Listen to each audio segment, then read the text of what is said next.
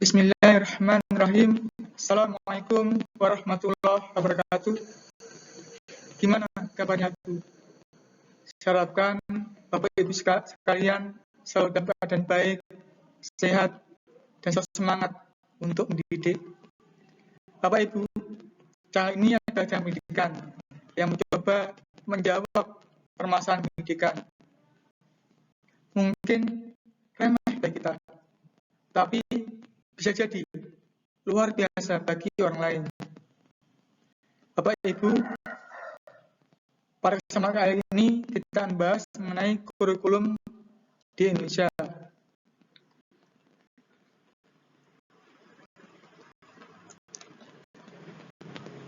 Bagi ibu yang baru menemukan channel ini, silakan subscribe dan like untuk lebih memotivasi membuat konten-konten lebih bermanfaat lagi.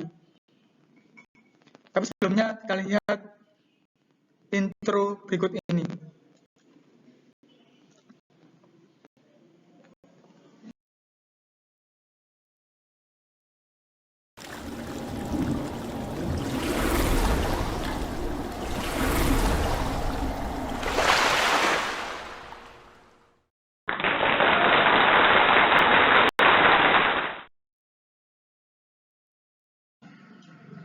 Indikator pencapaian kompetensi. Pertama, mengetahui konsep dasar kurikulum, baik sebagai pengajaran, kurikulum sebagai pengalaman belajar, maupun kurikulum sebagai rencana pembelajaran. Yang kedua, mengetahui pembaruan kurikulum yang pernah diterapkan di Indonesia. Yang ketiga, mengetahui peran dan fungsi serta komponen kurikulum. Yang keempat, mengetahui hakikat pengembangan kurikulum. Yang kelima, mengetahui berbagai faktor yang berpengaruh dalam implementasi kurikulum. Yang keenam, mengetahui penerapan berbagai strategi dalam implementasi kurikulum dan tantangannya di masa depan.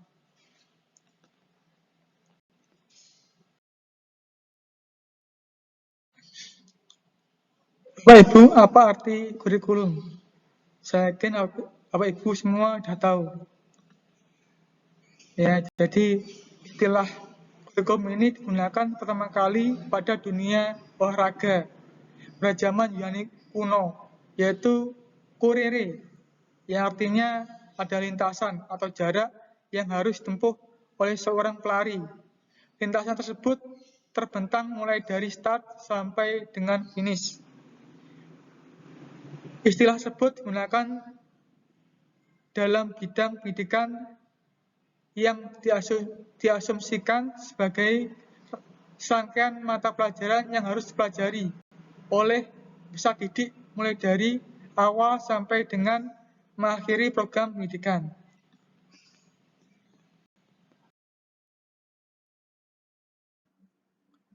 Konsep dasar kurikulum. Yang pertama, kurikulum sebagai daftar mata pelajaran. Artinya, kurikulum sebagai jumlah mata pelajaran yang harus ditempuh oleh peserta didik.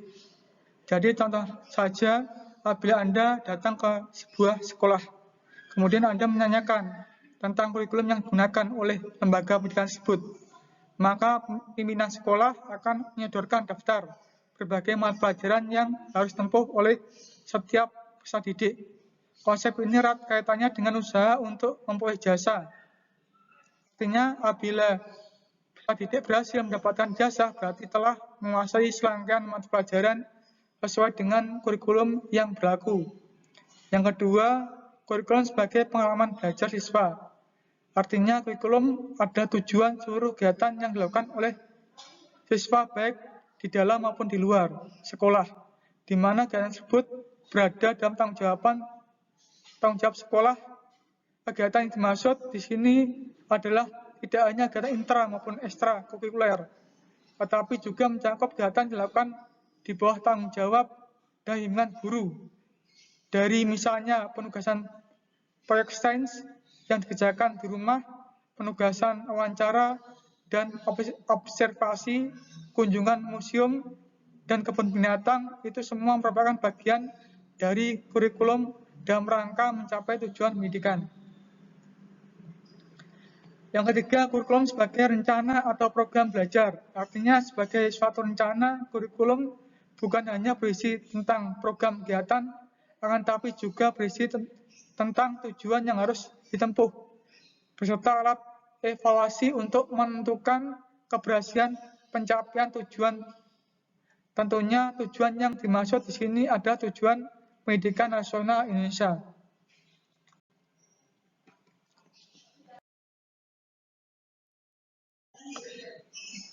Kurikulum, pembaruan kurikulum di Indonesia. Ini yang pertama, kurikulum sebagai rencana pelajaran. Ini kurikulum tahun 1947, kurikulum tahun 1952, kurikulum tahun 1964, dan terakhir kurikulum tahun 1968. Ini sebagai kurikulum sebagai rencana pelajaran. Yang kedua, kurikulum berbasis pada pencapaian tujuan, yaitu kurikulum tahun 1975, kurikulum tahun 1984, kurikulum tahun 1994. Kurikulum berbasis kompetensi. Nah ini ya, Pak Ibu ya. Jadi KBK tahun 2004, KTSP tahun 2006, kurikulum 2013. Itu berbasis kompetensi, Bapak Ibu.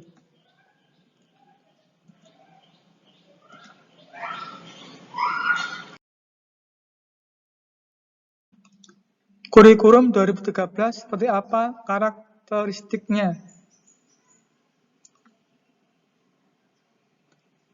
Mengembangkan keseimbangan antara sikap spiritual, rasa ingin tahu, kreativitas, bekerja sama dengan mendengar kemampuan intelektual, dan psikomotor.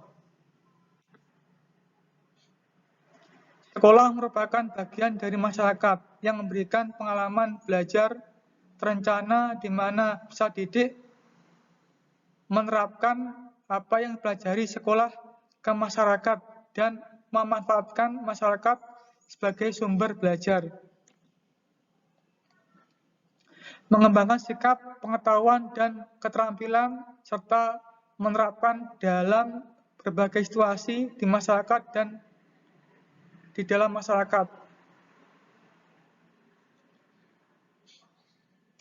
Beri waktu yang cukup leluasa untuk mengembangkan berbagai sikap, pengetahuan, dan keterampilan peserta didik. Kompetensi dinyatakan dalam bentuk kompetensi inti kelas yang dirinci lebih lanjut dalam kompetensi dasar mata pelajaran. Kompetensi inti kelas menjadi unsur pengorganisasian KD, di mana semua KD dan proses pembelajaran dikembangkan untuk mencapai kompetensi yang dinyatakan dalam kompetensi inti. Kompetensi dasar dikembangkan didasarkan pada prinsip akumulatif, saling perkuat dan memperkaya antar mata pelajaran dan jenjang pendidikan.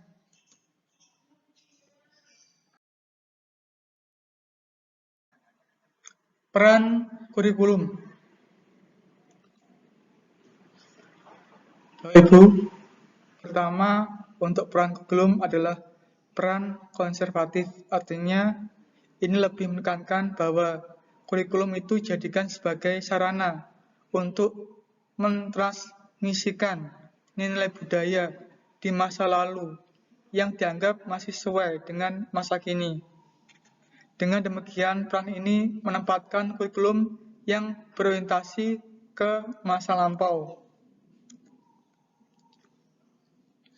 Yang kedua, Bapak Ibu, peran kreatif. Peran kreatif ini menekankan bahwa kurikulum itu harus mampu mengembangkan sesuatu yang baru dan sesuai dengan perubahan, sesuai dengan perkembangan yang terjadi dan kebutuhan masyarakat pada masa sekarang dan masa yang akan datang.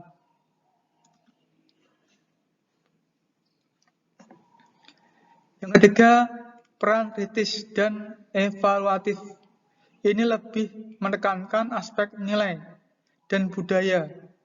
Peran kurikulum ini tidak hanya mewariskan nilai dan budaya, melainkan juga berperan untuk menilai dan memilih nilai budaya serta pengetahuan baru yang akan diwariskan. Dalam hal ini, fungsi kurikulum sesuai dengan kontrol atau filter sosial. Nilai-nilai sosial yang sudah tidak sesuai lagi dengan keadaan atau realitas keadaan dan tuntutan masa ini dihilangkan dan dilakukan suatu modifikasi atau penyempurnaan.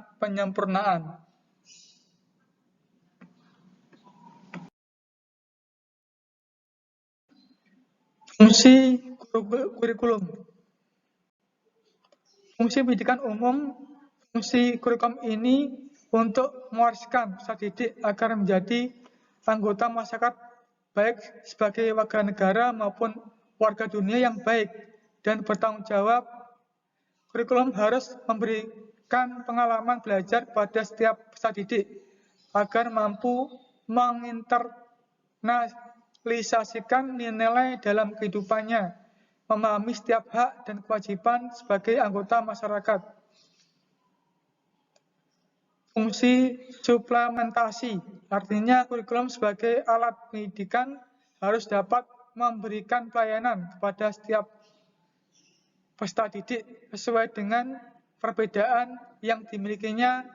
Dengan demikian, setiap peserta didik memiliki kesempatan untuk menambah kemampuan dan wawasan yang lebih baik sesuai dengan minat bakatnya.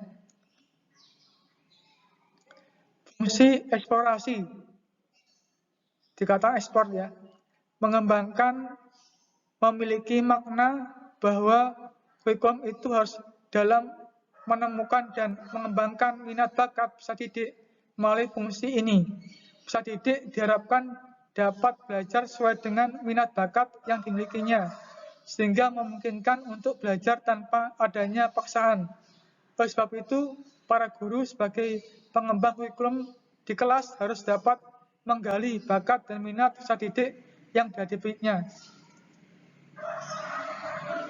Fungsi keahlian, artinya kurikulum berfungsi untuk mengembangkan kemampuan peserta didik sesuai dengan keahliannya yang didasarkan atas minat bakat. Dengan demikian, kurikulum harus memberikan pilihan berbagai bidang keahlian. Bidang-bidang tersebut diberikan sebagai pilihan yang akhirnya setiap peserta didik memiliki keterampilan yang sesuai dengan spesialisasinya.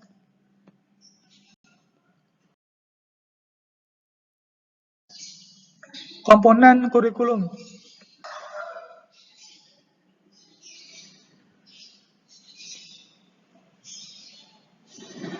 Komponen kurikulum merupakan suatu kesatuan yang terdiri dari komponen-komponen yang saling berkait antara satu dengan yang lain. Karena antar komponen saling berhubungan dan saling mempengaruhi dalam rangka mencapai tujuan, komponen-komponen kurikulum diistilahkan sebagai anatomi kurikulum yang terdiri dari komponen. Tujuan dalam kurikulum menggambarkan kualitas manusia yang diharapkan dapat terwujud dari suatu proses pendidikan. Isi merupakan pengetahuan ilmiah yang terdiri dari fakta, konsep, prinsip, nilai-nilai, dan keterampilan yang perlu diberikan kepada siswa. Aktivitas belajar, komponen ini dimaksudkan sebagai strategi pembelajaran yang berkaitan dengan cara atau sistem penyampaian dari isi kurikulum agar mencapai tujuan kurikulum.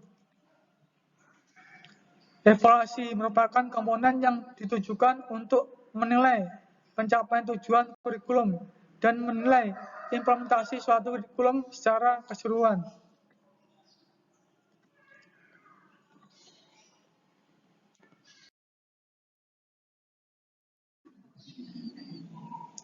Hakikat pengembangan kurikulum. Ya ini ya, Pak Ibu ya. Jadi kurikulum setelah diimplementasikan, maka perlu orientasi, di mana di situ ada pengembangan dan evaluasi. Ini contohnya, Pak Ibu. Hakikat pengembangan kurikulum ini akan membawa Bapak Ibu semua pada pemahaman bagaimana seharusnya proses pengembangan kurikulum. Ingat bahwa kurikulum itu dimulai dari tahap orientasi, seperti K13. Seperti apa K13, kemudian bagaimana bentuknya, bagaimana implementasinya, dan sebagainya. Jadi tidak langsung kita mengimplementasikan K13 ke sekolah. Perlu ada perkenalan dulu selama 1 tahun. Setahun setelah itu baru dikembangkan.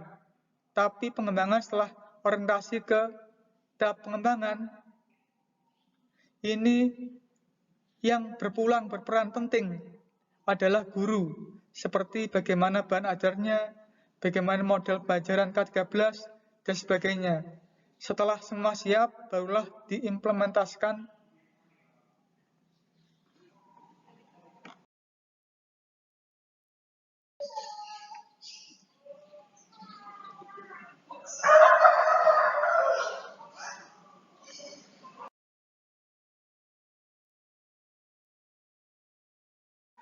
Faktor-faktor yang mempengaruhi implementasi kurikulum. Ya ini bagiannya Pak Ibu ya. Jadi ini bagian mengenai faktor-faktor yang mempengaruhi implementasi kurikulum. Pertama, guru. Kedua, peserta didik. Ketiga, sarana dan prasarana. Keempat, lingkungan sekolah.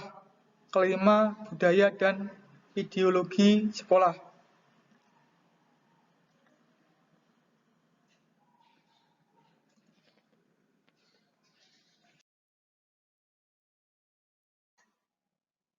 Strategi dalam penerapan kurikulum dipengaruhi oleh yang pertama, kesiapan mental guru dalam menyikapi perubahan yang akan terjadi di masa depan. Karena keadaan masa depan merupakan keniscayaan yang tidak bisa ditolak. Apa yang kita ajarin hari ini tentunya akan dipakai oleh peserta didik di masa depan. Dan tantangan kurikulum yang harus dihadapi di era masa depan.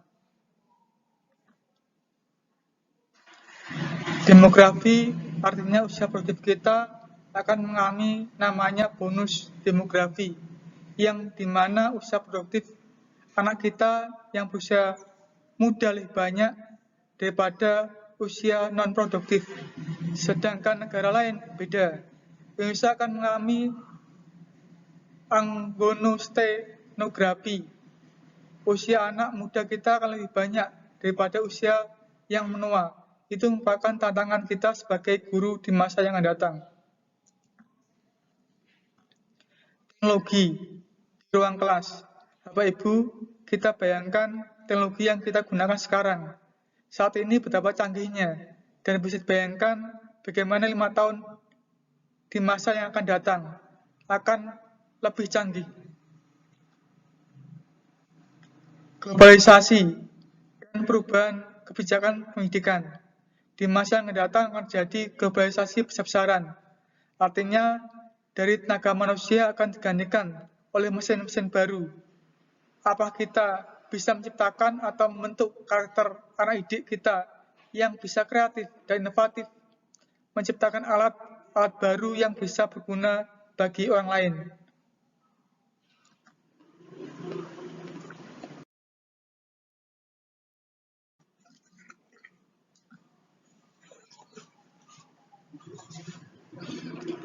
Soal, Bapak Ibu ya.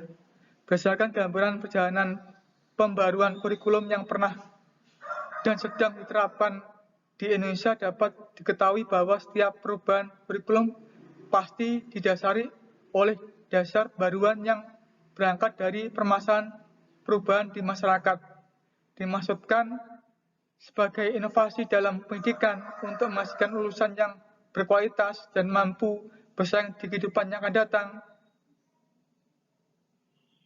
Kalau dilihat dari jenisnya, kurikulum 1947 sampai dengan kurikulum 1968 termasuk dalam kurikulum, kalau kita bahas tadi, maksudnya paparan tadi, maka kita ketahui A. Kurikulum tingkat satuan pendidikan, B. Kurikulum berbasis kompetensi, C. Kurikulum pendidikan nasional, D. Kurikulum sebagai rencana pembelajaran, E. Kurikulum berbasis pada pencapaian tujuan. Yang benar adalah, ya, kalau tahun 1947 sampai 68 termasuk kurikulum sebagai rencana pelajaran, Bapak Ibu ya.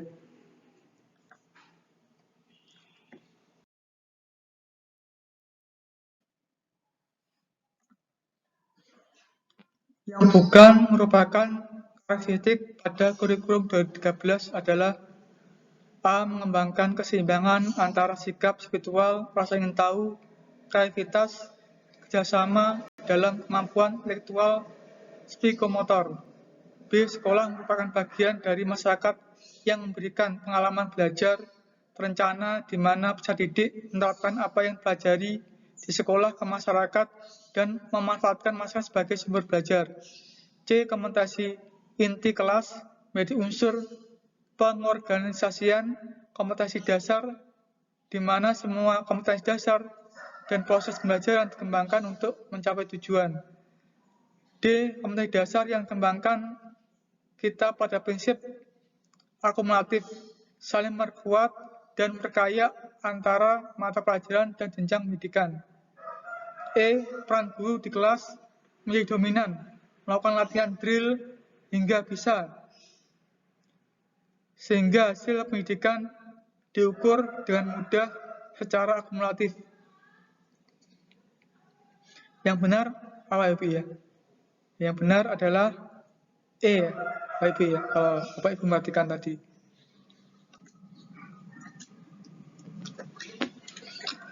Guru harus dapat menemukan dan mengembangkan minat bakat peserta didik.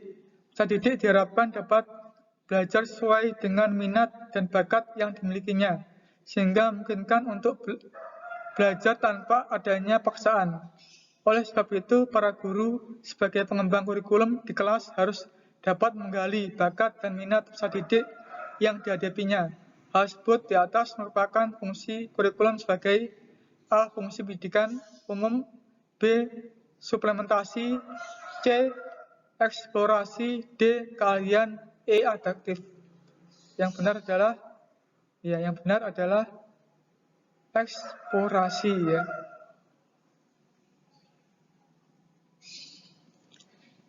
Kenapa? Karena para guru harus mengembangkan kurikulum di kelas untuk dapat menggali bakat minat peserta didik. Jadi eksplorasi. Mungkin itu aja yang bisa sampaikan. Kurang lebihnya saya minta maaf. Billahi taufik wal hidayah. Wassalamualaikum warahmatullahi wabarakatuh.